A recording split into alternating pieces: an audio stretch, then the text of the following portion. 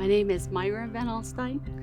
I was a little girl, very small, when my dad started drinking. As I grew older, his drinking would get really, really bad, and he took it out on my mom. And I started to hate my dad.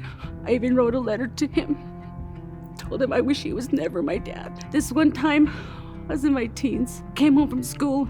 I don't know what his problem was, but he grabbed my mom and threw her against the wall. He left her body impression in the drywall, and he went after her. I was trying to stop him. I just got a broom and I hit him in the back of the head.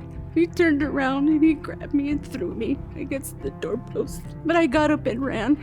He came after me. We had a pile of wood. I hid behind it because I could hear him coming. I grabbed it, I just closed my eyes, and I swung as hard as I could. I just hit him until my hands were bleeding. I told him, "Don't you ever hit my mom or I'll kill you." Next thing I knew, the police were pulling me off of him and taking my dad away. I was 13. That was the last time my dad ever hit my mom. So fast forward to some years, my dad came and he wanted to come home, and my mom said okay, and I couldn't understand. My sisters wanted daddy home. I didn't understand. But this was my hate. This was my hate with this man.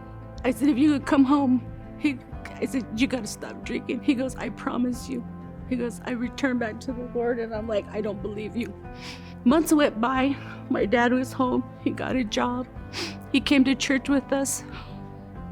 Started seeing the change in what God was doing in his life. We were at church one day, and our pastor told me, "We're not leaving until we fix this."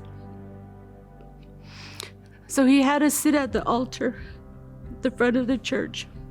I told him everything I felt about this man. He just sat there, broken. And I just stopped. I just started crying until I felt these big arms hug me. I missed those arms. And I said, "Daddy, I forgive you." Forgiveness was dealt so powerful at that moment. God healed my dad and I's relationship. I am proud to say Frank Carlston is my dad, and I don't want to ever have to leave this earth without forgiving anybody. Because Jesus forgave me, I will forgive you.